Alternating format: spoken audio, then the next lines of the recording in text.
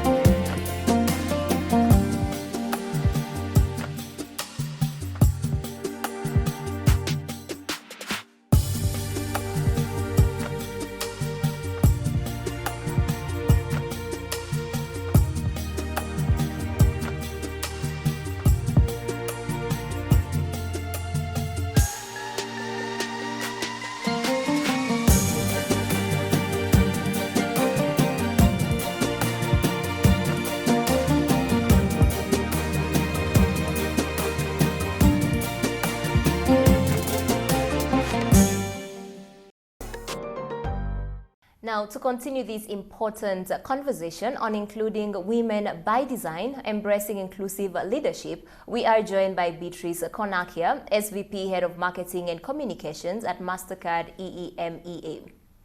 Beatrice, thank you so much for joining us today. Now, let's talk about the current situation and the world that women live in right now. The last 2 years have brought adversity to many people across all walks of life, and women did not escape this. Where are we when it comes to gender parity in Africa?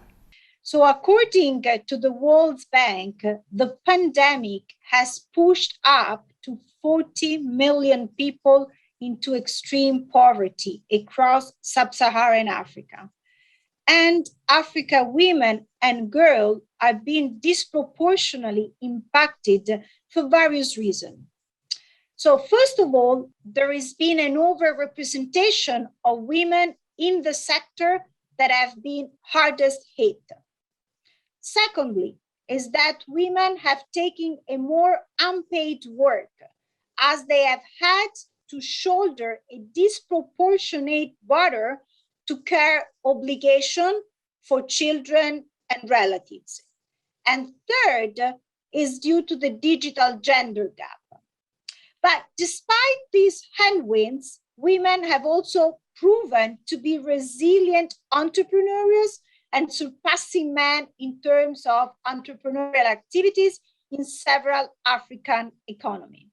So in conclusion, the pandemic has reinforced that we cannot and likely don't want to go back to the way things were. We are a reset moment. We have an opportunity to rebuild a society where everyone can reach their potential. The change needs to happen now. It will require innovation through a new lens, new perspective, new partnership, and importantly, a new phase of leadership that will include women by design. Beatrice, throughout this Leading Women Summit, we are going to explore the new phase of leadership. Why does gender-balanced leadership matter, and how can we build more inclusive workplaces? Africa women are a vital, yet underserved source of growth, prosperity, and innovation. Their contribution drive commerce, communities, and society as a whole. Yet, inequality and exclusion still holds women back in many aspects of their everyday life, including reaching the C-suite. Although many African women are in the labor force, relatively few make it to senior positions, with the median level of women in senior roles being 33%. This is despite multiple studies which have made the business case for more women in leadership roles in the workplace. So if we start from a macroeconomical perspective, women increased participation in the workforce holds the prospect of a great economic growth.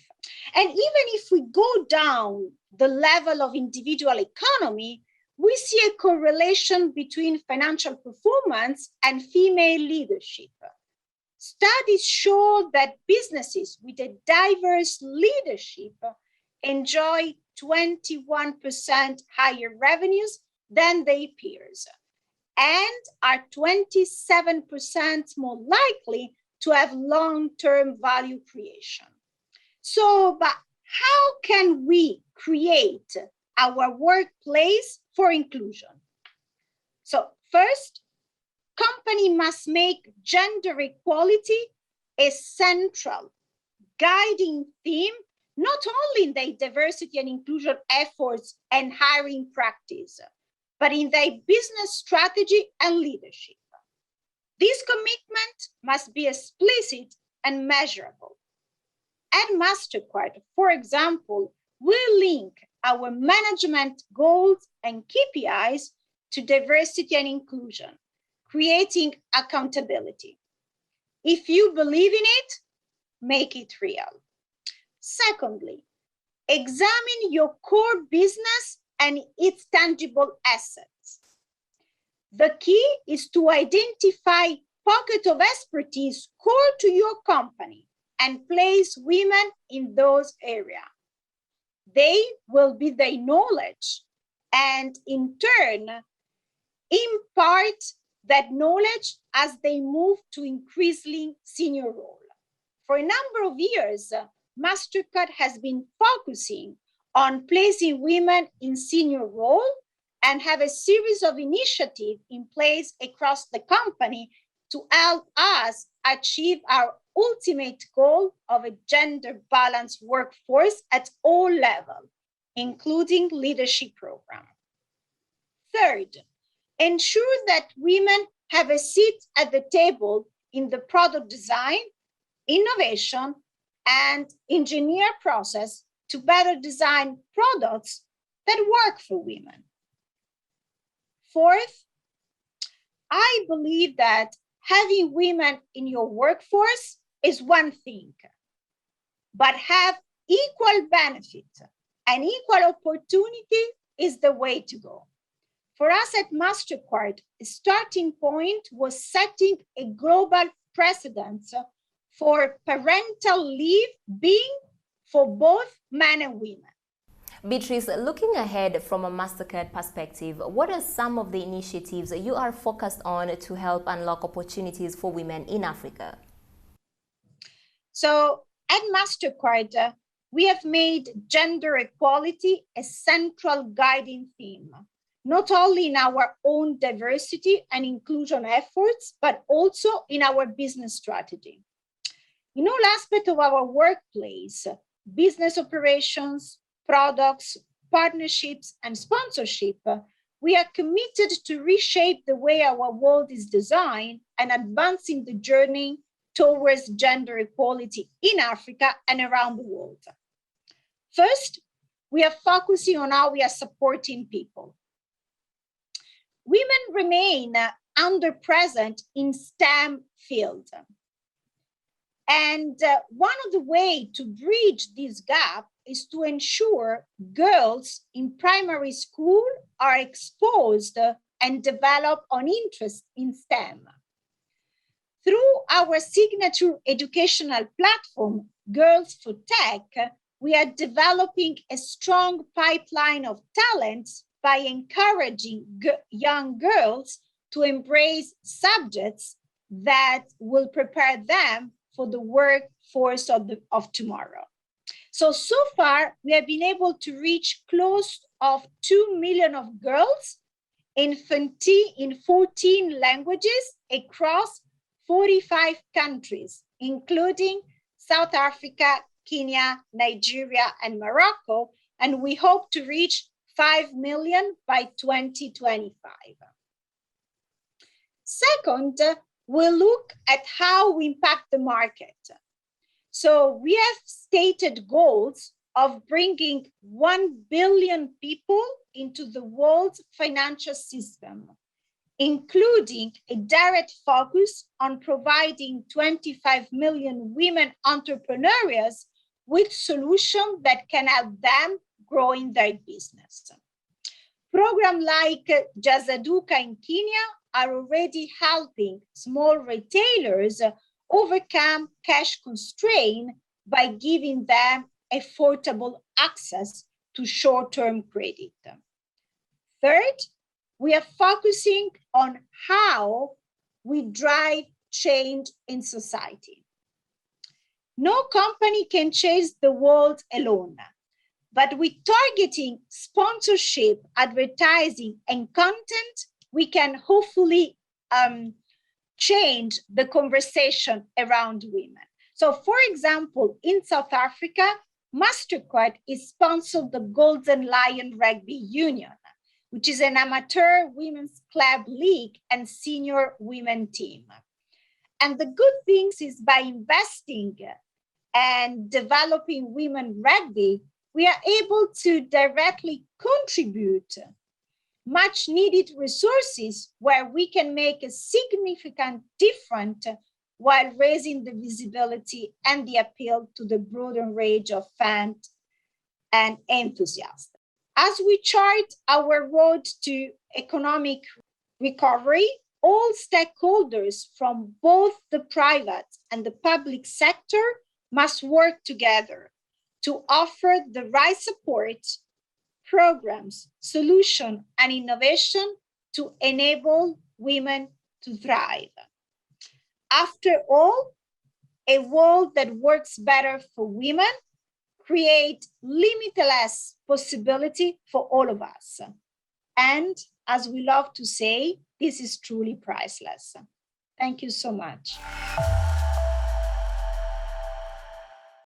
One-on-one. African storytellers, the importance of cultural representation. Nomsa Peliso is the executive head programming at MultiChoice Group. She is a business generalist with influential broadcast media expertise spanning over 26 years. We've seen the increasing significance of the creative economy in a post-pandemic world. The power of entertainment has seen people veered to their screens all through the lockdowns of the last 2 years. And then in all of this, a cast of characters led by the storytellers of Africa, indigenous, vibrant, and visionary they are. And leading that narrative is Nomsa Peliso, the executive head of programming at MultiChoice. The MultiChoice Group serves over 21 million households and has been telling stories for more than 30 years. Nomsa joins us to tell us more about African storytelling and the importance of cultural representation. Great to have you here with us, Nomsa, attending the Leading Women's Summit. Thank you so much, Renuka. Thanks for having me. Most welcome. So I mentioned the power of entertainment, and I'm sure over the last 2 years, for a lot of us, especially me, it was sort of an escapism in a way from the drama that was unfolding around us, in real life. But for MultiChoice, how did all that work in your favor? Look, it worked in our favor in a roundabout way, right? We saw our subscribers climb up, we saw audiences glued, but what was important for us as a company was that we were able to actually contribute to the positivity in terms of nation building and also the people that were glued to our screens, because it could have well been that people were going to be just very depressed and with no escape. So we created that platform for people to be able to go to and continue to tell our stories in a manner that was well received and quite appreciated. So yes, from a business point of view, it was positive, but I think that we made a huge social impact by continuing to be available for our audiences. Now, personally, Nomsa, you've been a broadcaster for over 20 years. I mean, that's a very long time in the television business, and you're a complete veteran. But back when you started to today, if you can draw a high-level comparison, what is the ever-changing, evolving television landscape? What has it been like? And particularly if we can start with referencing, leveraging of technology and new innovations. How do you see this landscape, this changed landscape today and so transformed over the last 2 years? Look, I think the big thing is technology has made sure that people have got more access, right, and more choices.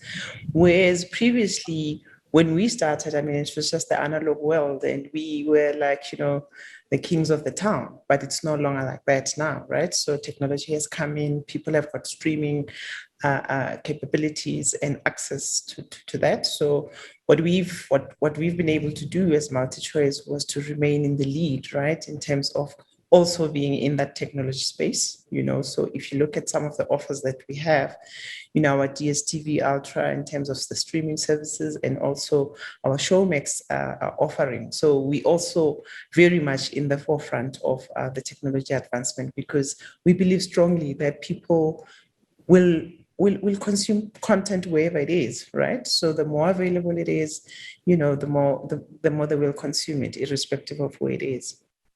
That's true. That's true. And you've been a strong promoter at MultiChoice of the power of African storytelling, as I mentioned earlier. And, Africa has such a strong oral tradition of storytelling. Storytelling is in our DNA. And in many ways, it's a sort of a soft power. And as you've seen last year, a lot of Africans winning important global literature prizes as well. There's a certain pedagogical influence for African storytelling. But tell us a little more about this concept that you'd like to center it on. How are you reviving some of that with local content? And how has it meant going back to the roots in some way?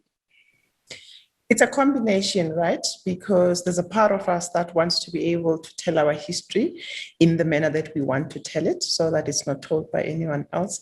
And then there's also the part of social realism wherein we recognize very strongly that people want to see themselves on the screens. People want something they can identify with, right? So in everything that we do, we try as far as possible to depict what is real, and what is relatable.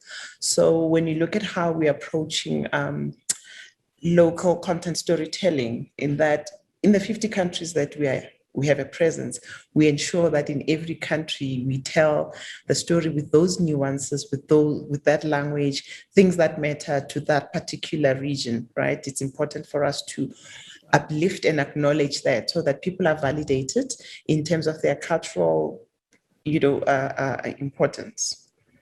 That's true. And then, as you rightly said, with 54 countries on the continent, we have many Africas in one continent, and you do really need to reflect the diversity of the continent. But what kind of new narratives are you now committed to? So some of the narratives that we are really committed to are the ones that we intentionally trying to say that will make the continent a better place, right? Mm-hmm. So the stories that we tell are the positive stories that, yes, they depict some of the lives that we live, but they also depict our capability and our potential. So if you look at how most of our stories, some of them are very rooted in a particular region, but we also have stories that we're exporting internationally. So, we have got now Reika that was picked up in 87 countries. So it's not just about us being insular, but we're also able to export our stories. And then even when we've adopted the international franchises, we tell them in our way, in a manner that actually still makes them want to be picked up. So Real Housewives of Durban was picked up by Bruno TV, and yes, it's an international franchise, but the way that we told it is our story, So it's always a balance for us. The Real Housewives of Durban has such a huge following. I have a lot of friends who love watching it, and I also want to get hooked at some point. But you mentioned diversity, you mentioned inclusion. How are you ensuring the right representation in your content? And how do you specifically mandate to bring in that diversity and inclusion through your content?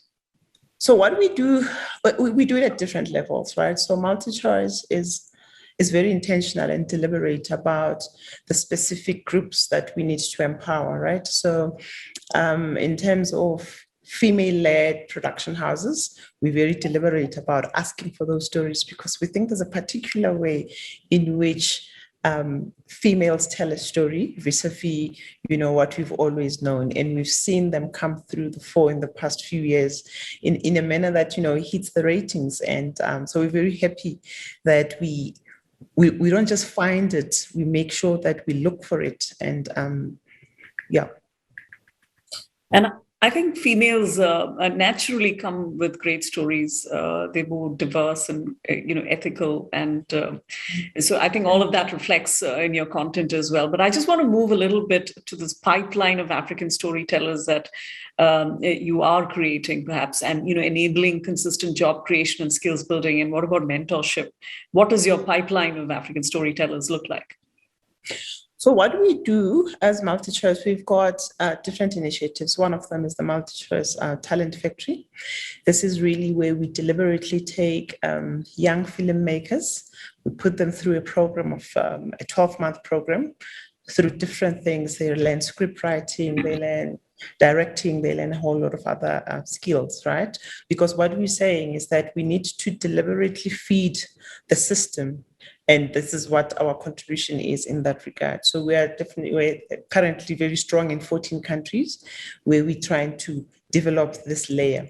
And then we've got also the Innovation Fund, because we also recognize that there's a whole cohort of technologically savvy youngsters that just need a chance, right? So we're funding those ideas to see where this will land in terms of them starting to manage their business differently. So sometimes it's not really just about content, but it is just about where is technology taking us and where can we support and unearth the potential. And the all-important question, I have to ask this, what are the challenges you still see? I mean, you're a woman at the top in media, but what are the challenges you still see for women in media and entertainment? Are they really coming up? And as you said, you were also encouraging young female talent. So sometimes I think the challenge really becomes that all of us have got 24 hours in a day. Mm-hmm. And in that 24 hours, we have got to keep the lights on, so sometimes the temptation to just go with the mold because, you've got deadlines, you've got all of that. The temptation sometimes is great to actually forget to take a step back and say, okay, am I hitting the right numbers? Am I making the right impact? So, and I think sometimes it's a constant challenge for us. So you have to, as a leader, consciously say, this is where I'm at, this is what I'm trying to do, and measure yourself against that success or that goal that you set, because otherwise it can quickly seep through because, you're just wanting this content to come on air. And then sometimes you do tend to just, and then the other thing I think that truly and honestly, I find that sometimes women still have got an imposter syndrome. So they just don't always have the confidence. And I'm not in any way saying that people should be arrogant and know it all, but sometimes you almost need to draw it out of them to say you are able, you are capable, because sometimes they doubt themselves a lot. And it's good to have that voice that says, am I able to do this? But it's just that balance of how far does it go? So I still find that sometimes they do doubt themselves in terms of, the challenge that lies ahead. Sometimes they see it as too big a project. And until they do it, and then you just see them flourish. So it's just about believing and assuring the people to say that, you've got this. Fantastic. You've got this. I think those are key operative words. Thank you so much, Nomsa. You've had more than two decades in the entertainment business, and it's great to hear some of your learnings. That's all we have time for. Please stay tuned for more interviews, insights, and the Forbes Women Africa Awards segment coming up at the end of the Leading Women Summit. Thank you.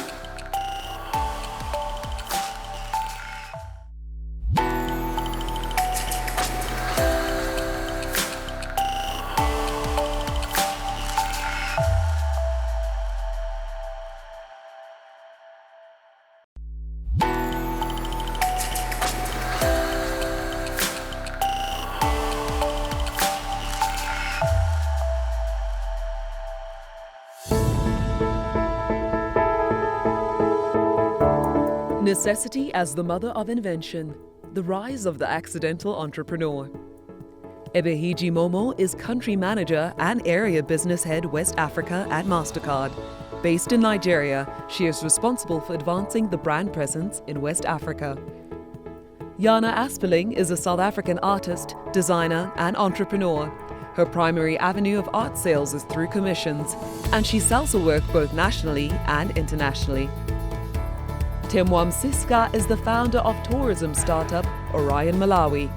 Based in Blantyre, she enjoys dealing with challenges associated with operating at a geographical and cultural distance. Josephine Anan Ankoma is Group Executive Commercial Banking at EcoBank. Having joined EcoBank Ghana in 1992 as Treasury Officer, Josephine has over 25 years of experience at the bank.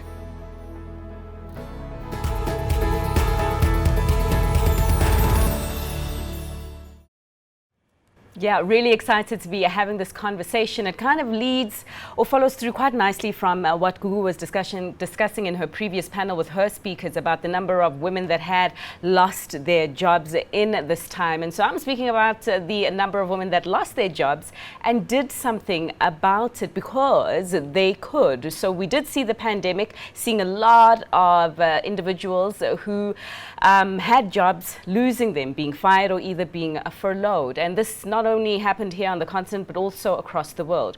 So they could no longer resist the tried and tested, but they had to pivot into becoming forced entrepreneurs, as it were, coming out of paid employment and starting their own businesses. So these are the moonlighters, the hustlers, and also the involuntary entrepreneurs that emerged from the cracks, and they deserve mention as they did plow on in innovative ways that kept value chains alive. So I am really excited to be kicking off, and I think that first of all, good afternoon, ladies. I know International Women's Day has passed, but happy International Women's Month. I think we can still say that.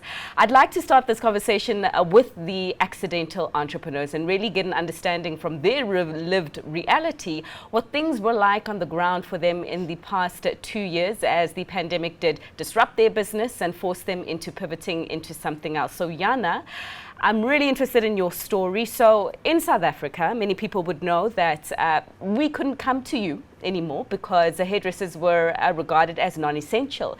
Many of us became hairdressers of our own, probably not as good as you, but nonetheless, you had your cash flow cut as a result of the lockdowns and the bans. And in this time, I understand that you pivoted from hair to art. So take us through that journey. I think I need to start my journey. I studied fine arts before I went into hairdressing.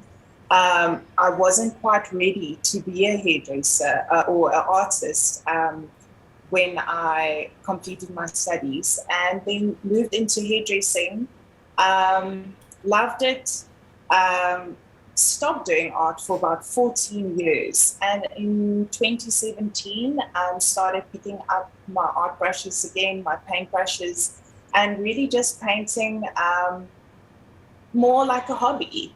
And then when COVID hit and the salon doors closed, I took my hobby, I think firstly to maybe keep me sane in the time of COVID. And I started painting more and more for my own mental health, keeping me sane. And then I realized that it could actually become a business. So yeah, it was something that came full circle for me, where one business was really forced to shut down, another one was born. I actually had to choose last year between the two. I could not manage both anymore.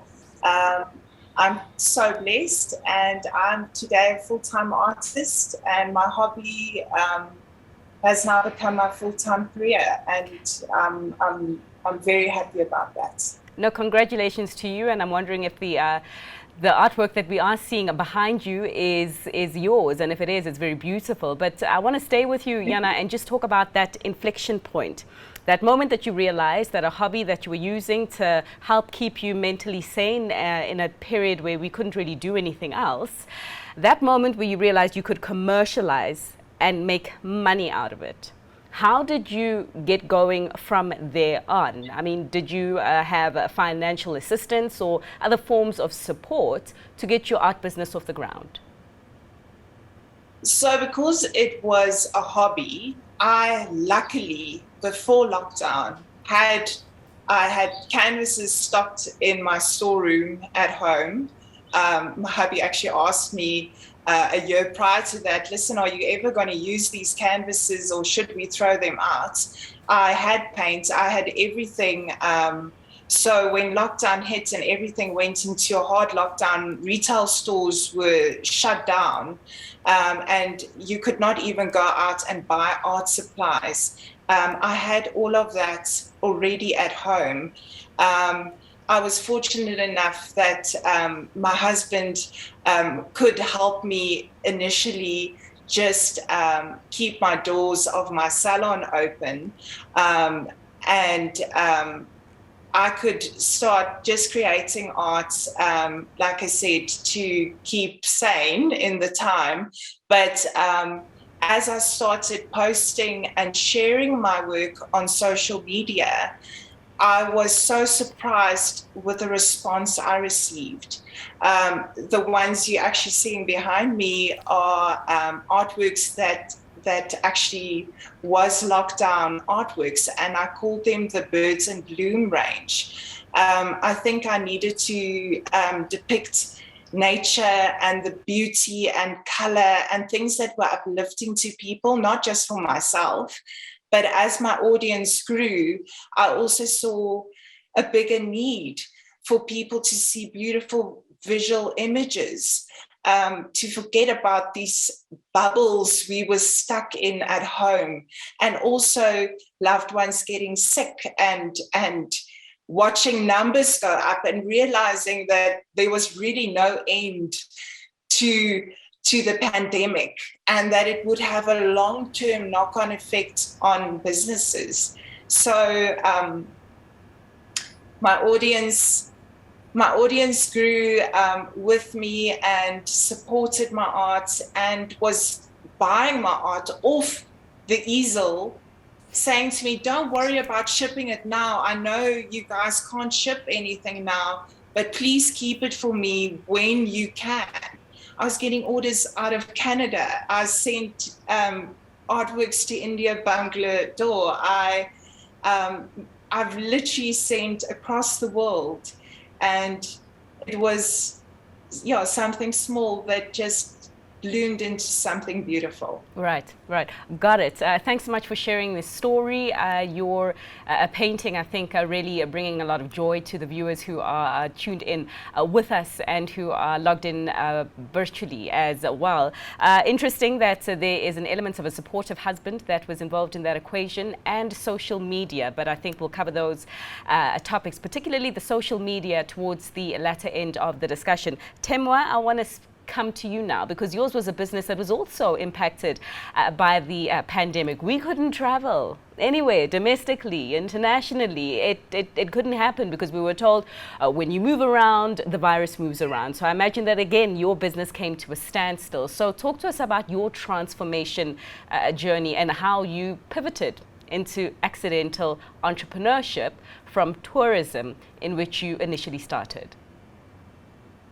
Thank you very much. So when I was initially planning for my business, what I thought I would be able to pivot to in a time of low season, low business, would be into conferencing. But unfortunately, my entire industry was absolutely decimated by the pandemic. Fortunately, what I found was that I was able to reposition myself more as a consultant within the industry, because this break in travel, internationally specifically, allowed us some breathing space to be able to invest in the businesses along the value chain within tourism. So this was time for us to prepare for whatever life would look like after the pandemic, after we've come to a position where we're able to contain the virus, the spread of the virus, and also treat it. So when people come back to Malawi, who are they going to meet? Who are they going to interact with? And how have we used this time wisely? So I've been really lucky to be able to work with government bodies and other funding agencies to work on training people within other people in other small SMEs. Artisans as well, they've also been very hard hit because there's a lot of people who are making handicrafts who rely on international visitors specifically, and just sort of trying to re-embrace the domestic tourist as well, the domestic traveler. Outside of tourism itself, I had to say, well, in the low periods when I'm not consulting, I'm not facilitating a workshop, I'm not interacting with these SMEs, what else can I do? So I then went into slow fashion and I started to sell thrifted items because I just felt like it was something where I could be really creative and put all my skills to use, but really also just be a little bit indulgent in a time that was so difficult. Right. And this year I've gone on to go into farming. So it just keeps going and growing. Yeah, no, you put the H in hustle from conferencing that didn't quite work out to now consulting across your tourism value chain and slow fashion and now even farming. That's a whole lot. But I'd like to also understand from you your support along the way. And the reason why I'm asking about support is that in the pivot, I had a few entrepreneur friends, and the challenge that they found was the financial support in trying out a new venture during this time. What was your experience and what kind of support did you have along your journey? So I can say that I've benefited well from the organizations that have gone on to employ me. So paid work is really how I'm able to continue doing this, more so than my own capital. My savings have helped me keep a roof over my head, but in terms of accessing small grants, it's really quite onerous. It's very difficult. But I can say that my family and friends have helped me, and doing the paid work for the consultancies has been everything. Within the businesses themselves, some money has been coming in, but as a startup, as any person in any startup would be able to tell you, it's very difficult to make a profit in those early times, and this time is no exception. Got you. Ebehije, ma'am, lovely to see you again, albeit virtually, or rather say meet you again. Can you give us a bit of a macro view, a bird's eye view of the level of accidental entrepreneurism activity that you have witnessed, just based on the data that Mastercard was able to draw? Speak to the continent and feel free to also touch on what has happened in other parts of the world. All right, thank you so much, Fifi. Really nice to meet you again. And thanks for the opportunity to be here. In 2021, I beg your pardon, we've been looking at the findings that we have with our Mastercard Index for Women Entrepreneur. What we have seen that, first of all, this index provides insight into factors that drives or inhibits advancement of women in 65 economies. What we have seen is that there have been a global rise of the accidental entrepreneur, like you rightly said. And what we've seen in this rise is that necessity-driven entrepreneurial activities in 37 out of the 65 economies that were studied, we've seen that definitely that accidental entrepreneur in our data.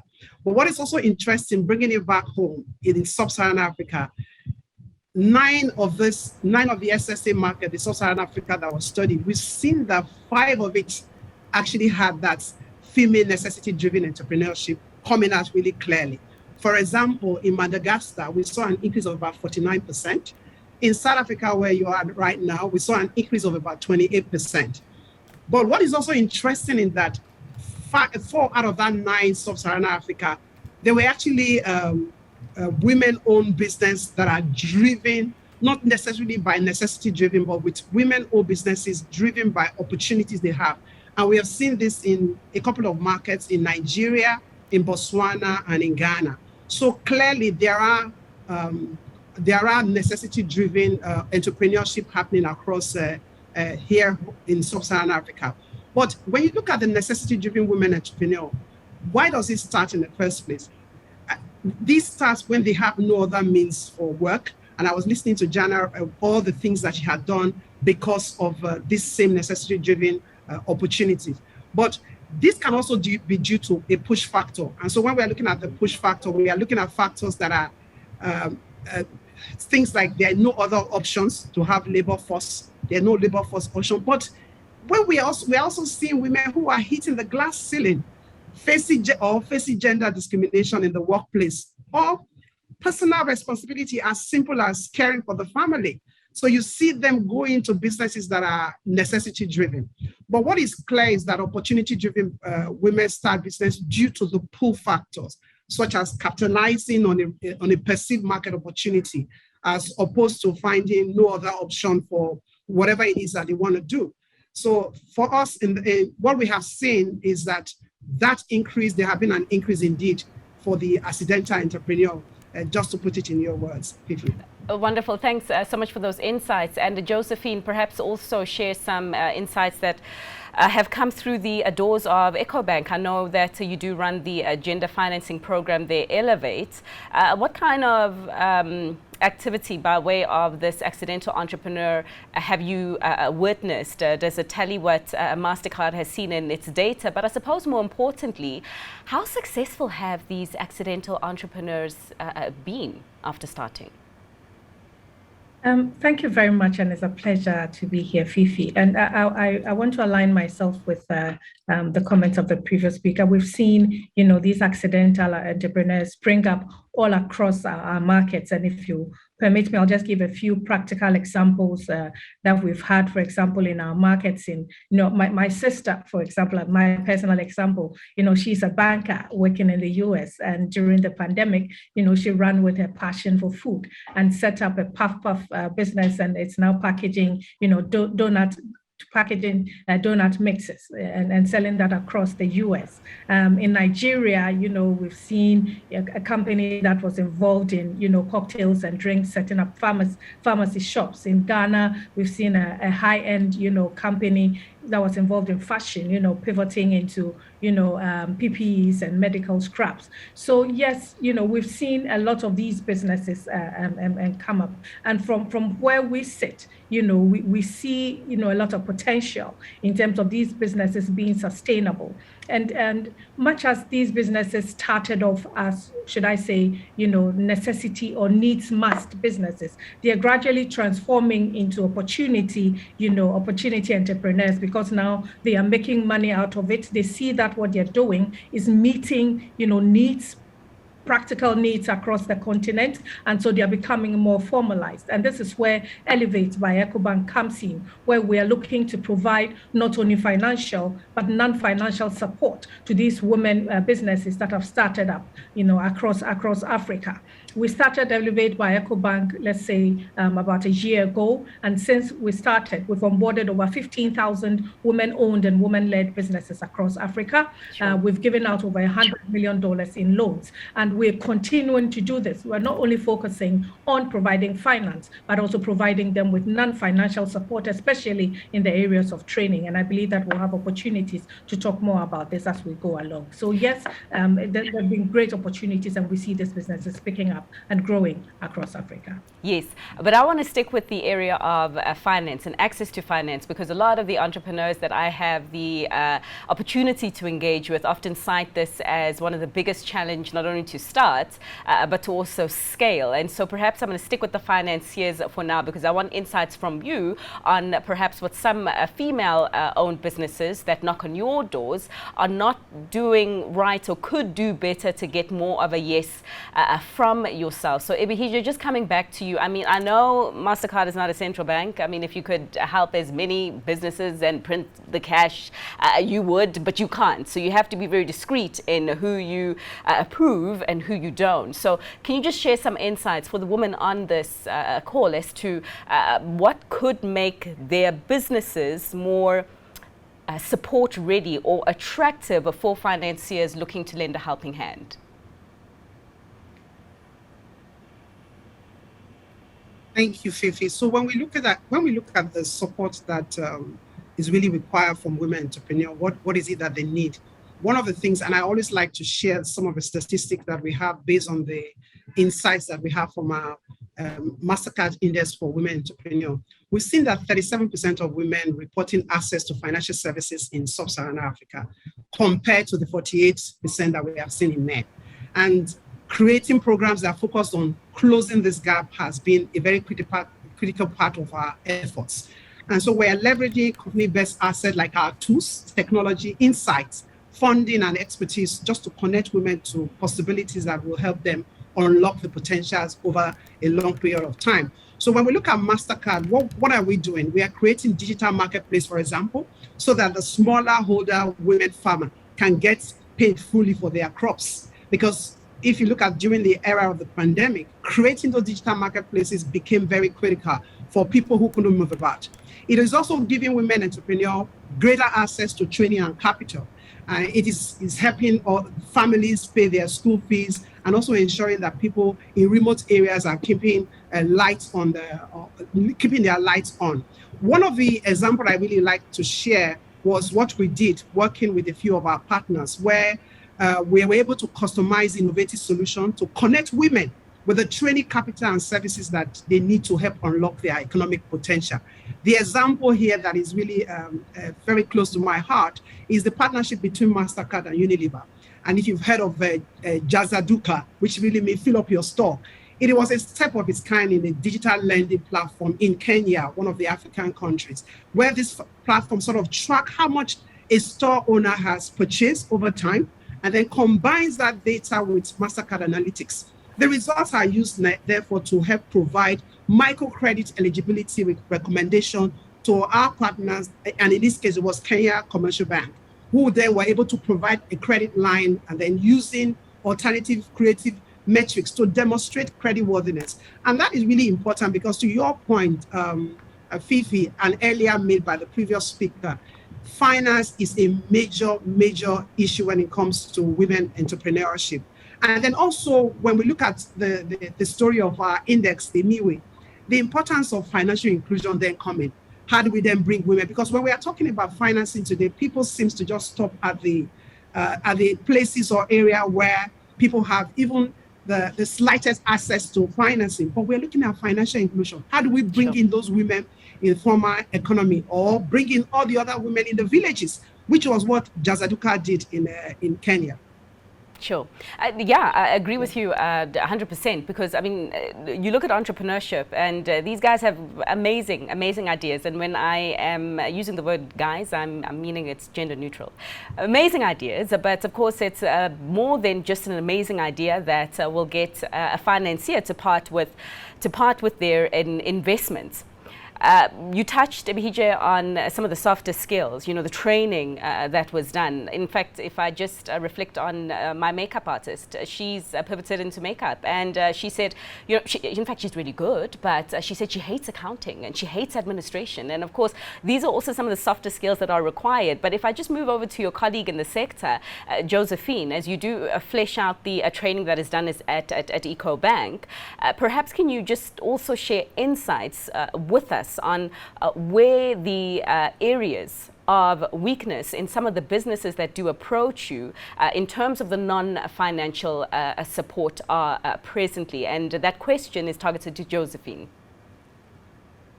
Yeah, so what we are doing, what we've noticed is that we need to have a 360-degree approach when we're looking to supporting women. And that is really what our Elevate program is about. So yes, there is a problem of access to finance, and how we are tackling that, especially looking at women because they don't have adequate collateral. Sometimes they are not as well educated, for obvious reasons, and so are not able to articulate, their business plans properly, or sometimes, they don't have financial records for you to lend on the back of. So how we lend to them, to help to improve the financial side of it, is to lend to them against cash flows. So we know that you are supplying money to, a product, for example, to a Unilever, we bank Unilever. So then we get Unilever to assign the flows to us. And so we're able to lend to you with minimal collateral. And in addition to this, we are partnering with other DFIs who are providing us with credit guarantee schemes so that we can lend to them on favorable terms without asking them to bring in collateral. But dealing with finance is just one piece of the pie. The other bit is how do you ensure that that business is continuing and is sustainable? And that is where our training program comes in. Last year, for example, we're working with our EcoBank Academy. We're able to train 450 MSMEs, 30% of which were women, in 8 of our markets through virtual sessions. And we took them through various training programs. And at the end of that program, we had qualifying participants who then were able to give money to lend. To support their businesses. We have partnered with Google, for example, to help to expand market access, because there's one thing producing the product, but like my colleague said, how do you get the goods to the market? So we are creating free websites with them, working together with Google and Africa 118, and also ensuring that they are on the Google My Business platform, so that if you're looking for a makeup artist near me or a hairdresser near me, they easily pop up, and that expands the market access and the number of customers that we have to deal with, and we've also worked with Microsoft, is another one of our partners, to provide digital training to over 50,000 MSMEs. 30% of these were women across the market. And to our Elevate program, we are currently partnering with the Global Business Schools Network, to create an African Business Women's Leadership Academy that is looking to promote leadership and boost the confidence of women so that they can progress and grow their businesses. So we want this holistic approach, finance and not going beyond financing, to ensure that these businesses remain sustainable. Sure. Thanks so much for that. And you do mention market access, and of course market access also being another hindrance to scaling up. But let's hear from the entrepreneurs themselves. And Yana, what you did mention is the fact that social media actually helped you scale up, but improved your level of reach. But just based on your experience, and perhaps even the experience of some of your fellow colleagues in business who tried out ventures and perhaps didn't achieve as much success as you have, give us the perspective of the entrepreneur on what it is that you guys need to not only be sustainable, but also to scale your businesses. I think that the entrepreneur, first of all, we need support from the families, from our colleagues. We need maybe collaborations between females to inspire us and push our boundaries. For me, it was definitely partnering up and having an investor that also now believes in taking my art to the next level and creating functional art. So that for me, I think also supplier support, people upping your skill, learning more from people that you network with is great for business growth. All right. Temwa, your take on support. What is it that you as an entrepreneur need, or perhaps you can even speak on behalf of the fellow people that move in your circle, other female entrepreneurs, in terms of their areas of need? To put it simply, what I would love is the trampoline.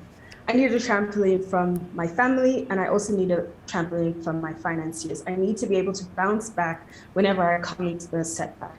That means that I need multiple opportunities to access funding. I need funding that is long-term and in large amounts to enable me to scale. But I also need that support from my family and my community, people who are committed to buying local, buying from someone they know, and doing that on an ongoing basis. All right, thanks so much for that. And I think that we've received the perspectives of both camps, as it were, the wonderful people with the ideas that can potentially create more jobs and give people, more people a sense of livelihoods, as well as the companies that are, looking to stand more on the front line in terms of providing the support that can marry the two agendas. And it has been wonderful to hear in terms of the thoughts that have been shared by both Josephine and Ebihije about the holistic approach that companies are taking right now to support entrepreneurs across the entire value chain beyond just funding, but looking at that access and looking at all the other skills that are required to make a wonderful entrepreneurship cocktail.